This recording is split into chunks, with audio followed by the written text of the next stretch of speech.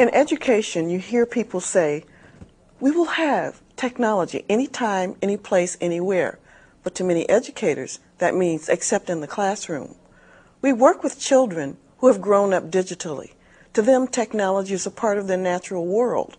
But we have teachers who have no understanding of the way in which technology can be used in the classroom because they have no technology. They have no use of it. There's very little time to practice, think about, incorporate technology as learning. And most of all, there is no way in which they can transform education to the education they know now as to what it was when they went through school. So many teachers, many educators, many administrators are holding on to ideational scaffolding that was of the last century. This is the 21st century. The world has changed. Children live in a world of media. It speaks to them from everywhere. But when they go into a classroom, many times there's just chalk and talk, and they're bored. It isn't because the teachers are doing anything differently than when you went to school. It is because the world has changed. The media speaks to children, but there is something that media does for children that's even better. It allows them to be creators, producers. It allows them to think about things and analyze. It allows them to go on field trips with people like Bob Ballard into places they may never go. It allows them to talk to astronauts. For teachers, the same thing happens. Instead of being relegated to professional development by one person in a system who may or may not know everything there is about science, there are people from NASA. There are people from National Geographic. There are resources from many different organizations. And there are even teacher organizations that cull content and create projects like the MCI Marco Polo to allow them a path, a guide, a silk road, a way to think about using technology as media. So how do we change teaching and learning? And how do we create the possibility that instead of just pioneers, we engage all teachers? We start with engaged learning. One of the things we must do to teach teachers is to allow them to explore the ways in which they can use technology to create a learning landscape. Now, what is a learning landscape? It's the way in which they use technology to invite children to learn, to understand, to explore, and it includes many different types of technology. It's not just the internet. It's bringing together, converging, creating many ideas that allow children to learn. But a teacher must do this first. A teacher must learn how to create pedagogy using resources that are available to him or her in their own learning landscape, in their own geographical setting, in their own style of teaching and learning. So teachers need access, first of all. They need also support to learn the technology. And learning the technology is not learning the 4 languages that I learned but didn't use. Learning the technology is not learning a piece of software, and sometimes we think so. It's taking the teacher, it's taking the educator, it's taking the administrator to the point where they understand what engaged learning is. You may walk into a classroom where wonderful things are going on and not be aware of the fact that it requires structure, because you need to know, first of all, how does it work? It needs to have a kind of seamless interface. So how does it work, and how do we use this, and what are we doing today? So the construction of the learning landscape creates the product, the project, the objectives, and the assessment. A lot of people think when children are using technology, they're playing. It seems like play because it's joyous learning. It seems like play because they're not looking at you. It seems like play because the teacher may be a guide on the side or a person sitting engaged in working with a group. That's different for a lot of us. It looks like the teacher's not working. When you first start working like that, it's very hard working because you have to learn new ways of controlling, allowing, sharing, and also you must learn to be a learner. That's hard for some of us. But transformational learning will change the world in such a way that we can do many different things that teaching and learning have never done. One of them being that we'll create paths to lifelong learning. In the learning landscape, one of the things that happens is people say, well, when is this technology going to get to the point where it's all at one place? It never will be. We who change shoes buy new cars, buy new appliances, sometimes think that the things that we use in education have to last 10 years. I want you to think about this scenario. Children in my classroom were working with NASA. There was a special project in which they were able to evaluate, look at, think about the Horsehead Nebula. Now, what is that? It's astronomy. It's wonderful things.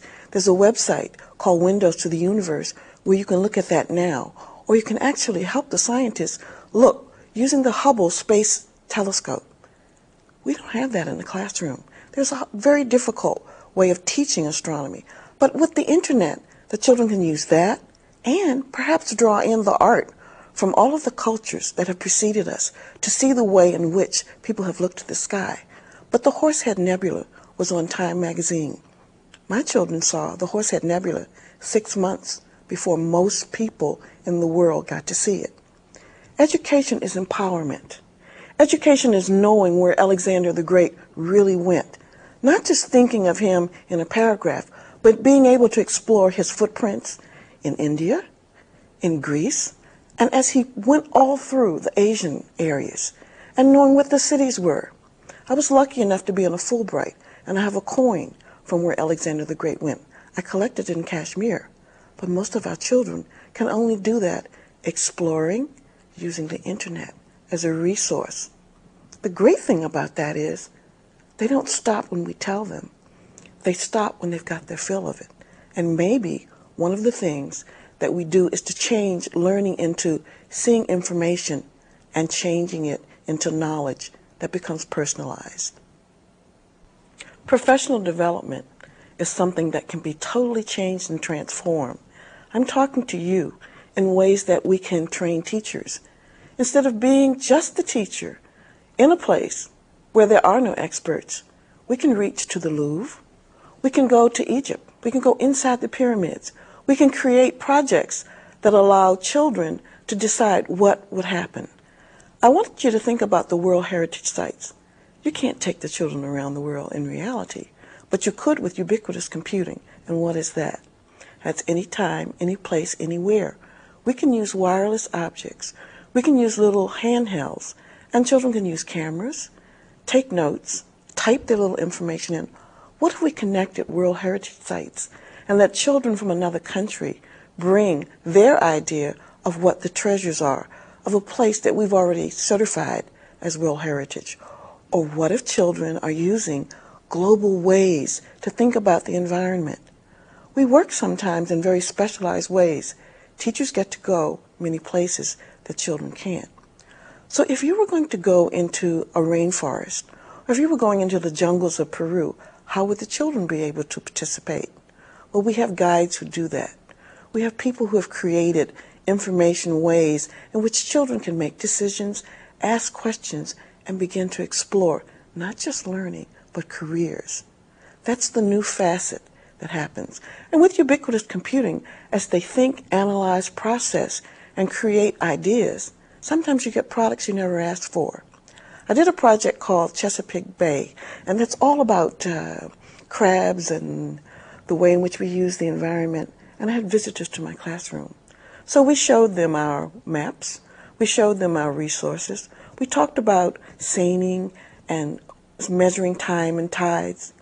But the children did something I'd never seen before. They pulled out journals. They pulled out books. And this was before Oprah. They actually enjoyed learning in such a way that they created poems, books, and stories, and they gave them to the visitors. So one of the things that technology allows us to do is to know that we can give away that information, the information that we turn into knowledge, and that learning is a gift to be shared in many ways, and particularly in global ways. I'm able to speak to you from across a digital divide, but the digital divide that I'm speaking to you from is from a classroom versus places where there are lots of technology. There are many people in global situations where I go who have little or nothing. But weightless goods are the most important things that pass across these technologies that we share. The way to cure diseases, to test water, to understand, to take the knowledge and share it in many different ways is really important. When we talk about digital divide, we must also think about the content. Is the content reflective of the way the world is. Sometimes we give children universal knowledge, which actually means we haven't given them anything at all. Do you know who Dorothy Coleman is? You probably know who Amelia Earhart was. But Dorothy Coleman was the first black flyer, and she actually had a license and barnstormed all over the United States. Sometimes children have to see it to be it. When I taught a special project from the Smithsonian called Seeds of Change, some of my Hispanic children learned for the very first time of the majesty, of the culture, of the wonderful things that existed in pre-Columbian era. They knew that there was something, but they weren't able to define the cultures.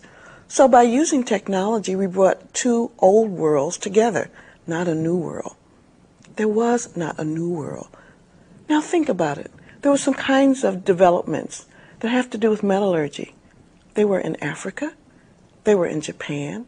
There were cultures that discovered long before Arthur and his knights how to create technology, which at that time was metal. And people went to the libraries of Alexandria. They went to learn where the ideas were. So in creating our content to share what's going to be on the internet, we must also use every kind of tool, every kind of technology, GIS kinds of things, but include the whole world in our learning. We can't just have one view. How exciting it would be to use one topic and to allow children from all over the world, as in Global SchoolNet, to share their learnings. What a small world it will be, and kids with the tiniest of fingers can reach out to the world using technology as a tool and change the world for the better. In using technology, we need to develop stakeholders. The community needs to understand what the technology is. And so one of the things that we can do as educators, as administrators, as community people, is to explore the technology in new ways. You've seen the book fair. What about a technology fair? What about a technology roundtable that brings people together to think about, to share, to see what the technology is in the community and what the new ways are of sharing technology? And then with parents, in schools, perhaps we use technology to contact them. One of the things that happened to me was that a student in my classroom won the first computer I ever had. But do the teachers have the technology? Does the school have sufficient technology to deploy, to share, to do the wonderful things we're talking about? Sometimes a lab is a pencil down the hall, and it's a little difficult to use because the time constraints make it difficult. We say in America that there are 95% of schools wired, but wired to what? And how many classrooms actually have technology? Have parents done an audit to see what there is and what might be needed? And do teachers have the tools to take home? There's very little time in the school day all over the world as I work with teachers. The time that they have in the classroom is precious. So do they have the tools to explore, to think about, to create in ways which make it possible for them to understand it in a ubiquitous way? And then the third thing is we must remember new technologies. While we're thinking about technology as the internet, while we're looking at distance kinds of education, there are new things coming down the pike. There's a project called the Virtual Cave. I don't know if you've ever been in one, but it's fantastic. We don't want to think backwards. We want to think forward. The Virtual Cave, you stand inside. It's an environment, and you change it. Perhaps one day one of you will take that virtual environment and bring the Elgin marbles back to Greece, or create a trek down the Silk Road that will allow children to explore the three-dimensional parts of what it is that they are seeing. The Virtual Cave can also be an environment in which we explore the human body. And then there's the Immersive Desk. Teaching weather can be one of the most boring things without technology that you can think of. But the Immersive Desk, you can put your head down and see the physical part of the country that you're looking at, and see the vectors and the systems as they pass. We may not get to that immediately, but we need to think about that. In the meantime, children will gleefully find the hottest and the coldest part of a playground, look at weather systems, collect information from parents and people who know what the history was of the weather in their area. and perhaps connect with a classroom that's experiencing some type of weather that they can share. Technology brings a face to communication. We have done some types of video conferencing. Do you know the iGrid? I sat in Access Center in Washington, D.C., and I saw faces from all around the world. We could see each other in real time, but that's next generation internet. Remember, as we work in the new technology, we must also look forward. We must also think of new applications. Perhaps the children we're teaching now will think of the new applications, because it's not just PowerPoint. It's using PowerPoint, HyperStudio, it's learning to use, to nuance the technology, to push it to the point where the technology is invisible and but a tool.